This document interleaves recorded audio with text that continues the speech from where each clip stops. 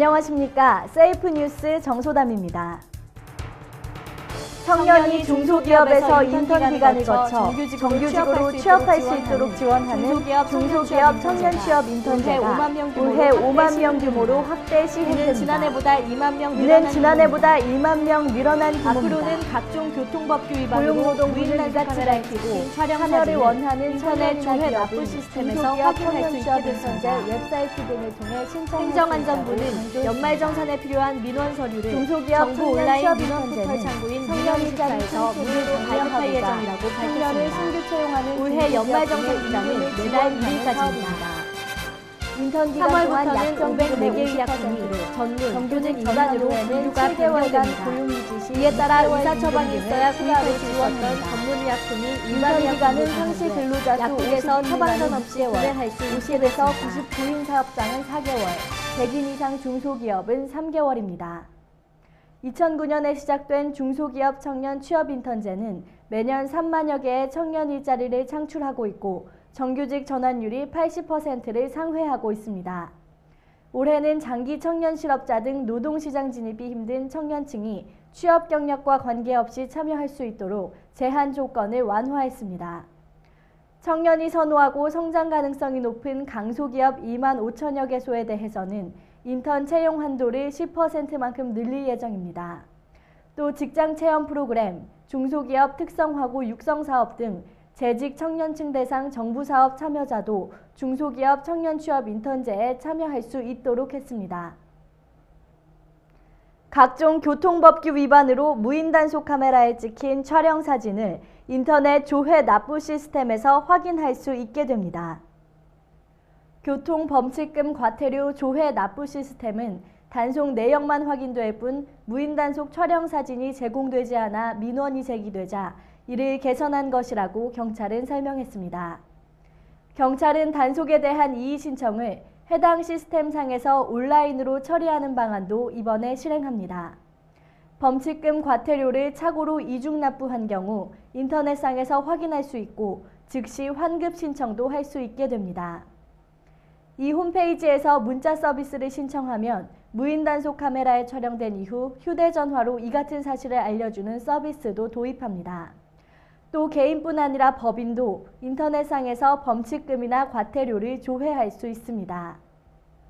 경찰청 관계자는 간단한 교통법규 위반 때문에 경찰서나 은행을 방문하는 불편함을 없애고자 범칙금 과태료 온라인 납부 시스템을 점차 확대 강화하고 있다면서 민원인이 원하는 서비스를 앞으로도 업그레이드할 것이라고 말했습니다. 행정안전부는 연말정산에 필요한 민원 서류를 정부 온라인 민원 포털 청구인 민원24에서 무료로 발급할 예정이라고 밝혔습니다. 올해 연말정산 기간은 내달 1일까지입니다. 민원24에서는 주민등록 등초본은 물론 장애인 증명서, 국민기초생활수급자 증명서 등 연말정산에 필요한 서류를 즉시 무료로 발급받을 수 있습니다. 오히려 주민센터에 방문해 발급받으면 주민등록등본 400원 등 발급 수수료를 내야 합니다. 연말정산을 할 때 결혼이나 출산 등으로 부양가족의 변동이 있거나 주택마련 저축공제를 받으려면 주민등록등본을 의무적으로 제출해야 합니다.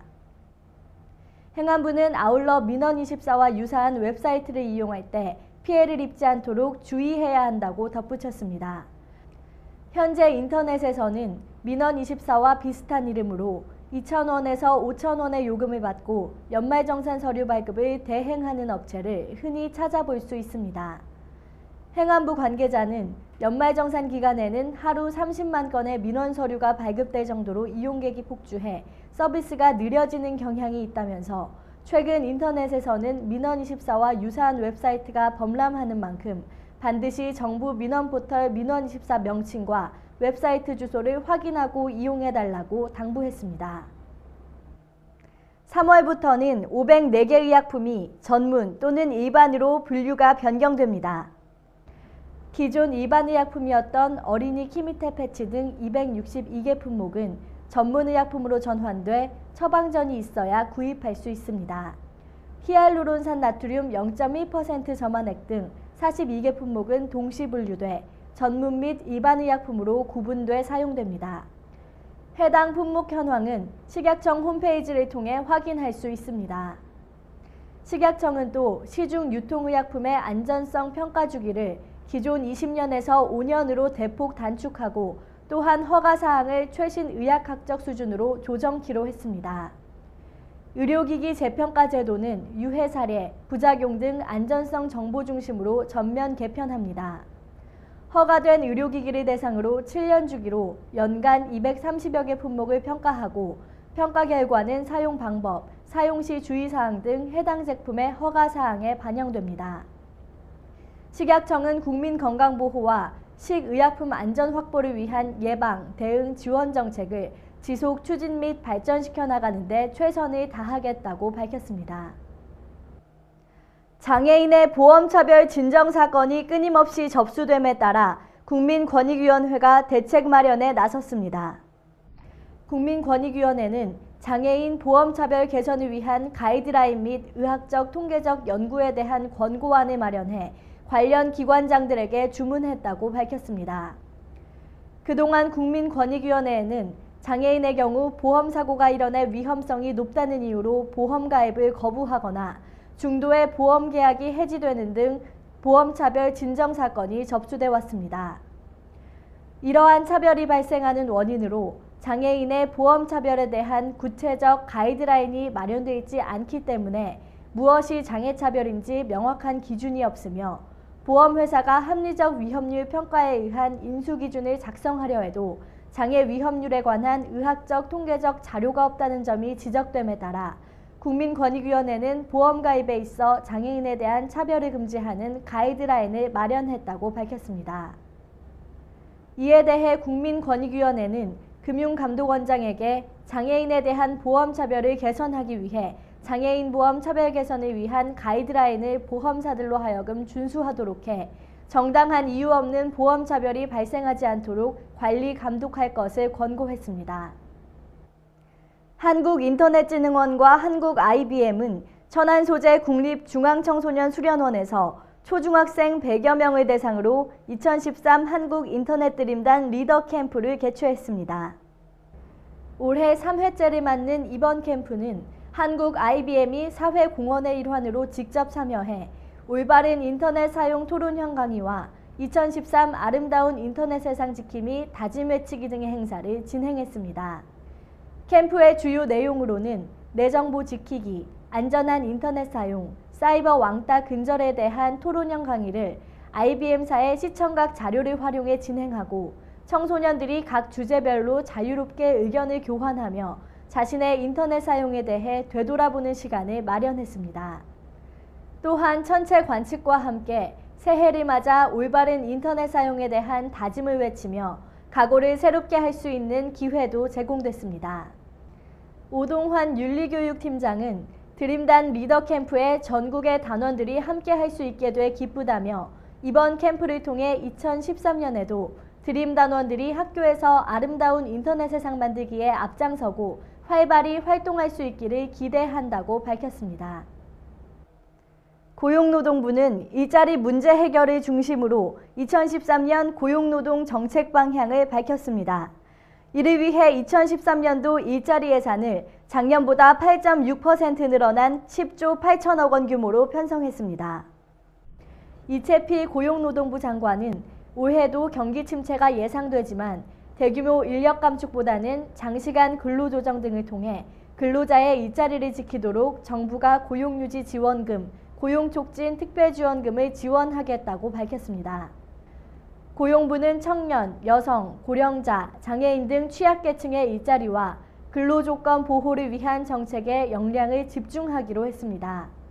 이와 함께 비정규직 차별 등 불합리한 노동시장 관행도 개선될 계획입니다.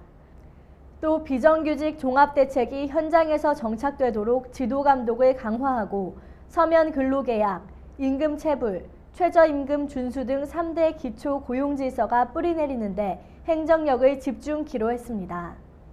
이 장관은 고용과 복지의 연계 방안, 한국형 실업부조, 새로운 고용 형태별 보호 방안 등 시급한 과제에 대한 대안도 조속히 마련하겠다면서 고용부가 수립한 12개 중장기 계획도 차질 없이 시행해 나가겠다고 밝혔습니다. 농림수산식품부는 올해부터 반려견은 전국 지방자치단체가 지정한 동물 대행기관에 관련 정보를 의무적으로 등록해야 한다고 밝혔습니다. 이 등록제는 반려견을 기르는 사람의 책임의식을 높여 동물유기를 막으려는 조처로 2008년부터 7개 시도에서 시범 운영해왔습니다.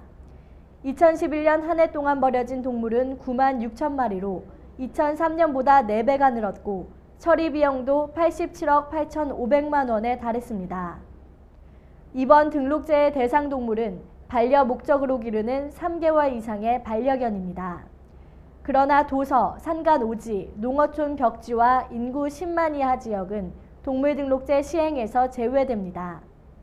관할 시군구가 지정한 동물병원, 동물보호단체 등에서 내장형 무선 식별장치 삽입, 외장형 무선 식별장치 부착, 등록 인식표 부착 가운데 한 가지 방법을 선택해 등록하면 되고 내장형 무선 식별장치 삽입은 반드시 수의사가 시술해야 합니다.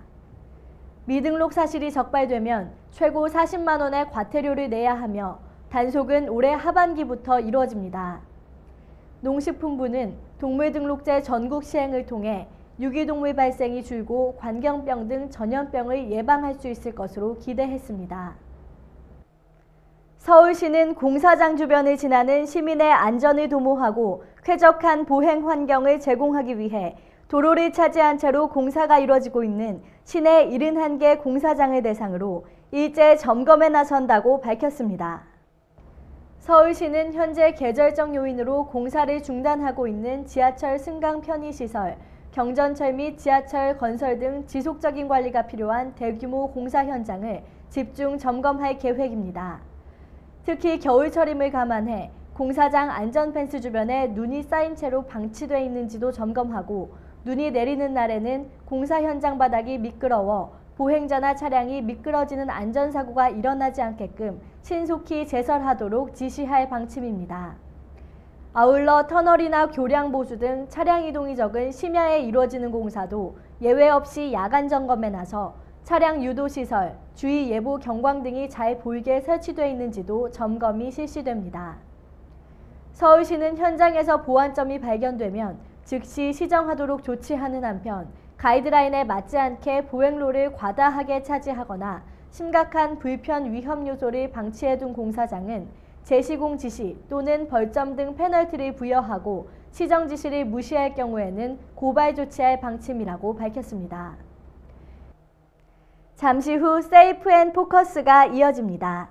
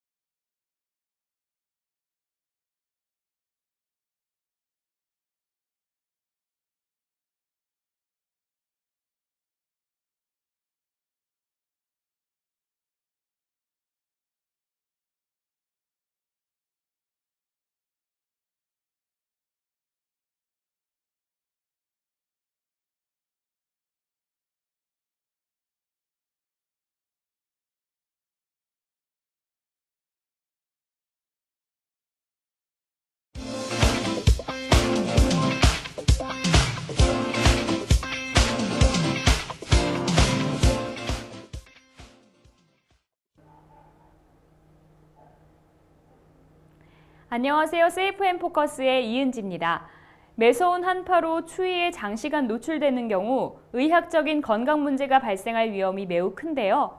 손발이 차고 몸이 떨리고 빈혈기가 나타나는 등 이런 증상들이 있으면 저체온증이 나타나게 된다고 합니다. 특히 몸의 체온이 1도 떨어지면 저체온증에 걸리기 쉽다고 하는데요. 아무리 건강한 사람이라도 추운 곳에 오래 있으면 저체온증이 나타나기 마련입니다. 이번 세이프앤포커스에서는 저체온증에 대해 알아봤습니다.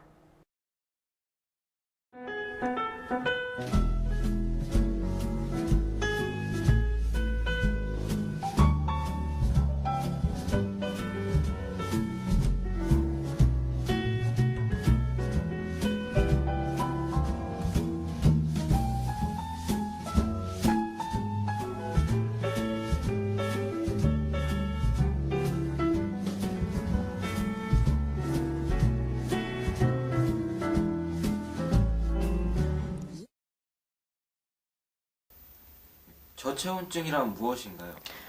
저체온증이란 장시간 차가운 물에 잠겨 있거나 추운 현장에 많이 노출되었을 때 발생하며 체온이 35도 이하로 떨어지면서 심장이나 폐나 뇌 같은 신체의 중요한 장기들의 기능이 저하되고 열을 발생시키는 능력을 상실하는 질병을 말합니다. 저체온증에 걸리신 분들은 체온이 떨어지시면서 생각이나 행동이 느려지고 동상을 동반하기도 하고요. 어떤 말씀을 어눌하게 하신다거나 피부가 차갑고 창백해지신다거나 몸을 주체할 수 없이 떨린다거나 더 심해지면 멈추기도 하는 이런 분들을 저체온증을 의심하실 수 있습니다. 특히 어떤 적절한 의복이나 난방시설이 갖춰지지 않은 곳에서 거주하시는 어떤 노약자나 스키나 등산 같은 겨울철에 야외 활동을 많이 즐기시는 분이나 겨울철에 밖에서 생활하는 노숙자 또는 술이나 약물을 복용하신 분들은 저체온증에 특히 주의하셔야겠습니다. 저체온증을 예방하려면 어떻게 해야 될까요? 저체온증이 의심되면 가장 먼저 119에 연락해서 도움을 받으셔야 합니다. 될 수 있으면 젖은 옷은 벗기고 체온 유지를 위해서 따뜻한 장소로 옮겨서 담요를 덮어주시는 게 중요하고요. 이때 체온을 올리기 위해서 너무 뜨거운 난로나 어떤 몸의 온도를 올리게 되면 부정맥으로 쇼크나 심장마비가 발생할 수 있기 때문에 조심하셔야 합니다. 될 수 있으면 움직임을 최소화하시고 의식이 있으면 따뜻한 물을 조금씩 마셔주시는 것도 도움이 됩니다. 저체온증에 걸리신 분들은 자기가 저체온증이라는 걸 인지를 못하시기 때문에 주위에 계신 분들이 증상을 확인하고 빠른 응급조치를 취하셔야 하고요. 이때 호흡과 맥박에 이상이 있으면 즉시 심폐소생술을 실시하셔야 합니다. 겨울철에는 두꺼운 옷 한 벌보다는 가벼운 옷 여러 벌을 껴입는 게 보온 효과가 크다고 하는데요. 충분한 영양 섭취와 체온 유지를 위한 활동과 함께 겨울에는 마스크나 목도리, 장갑 등을 항상 챙기시기 바랍니다. 시청해주셔서 감사합니다.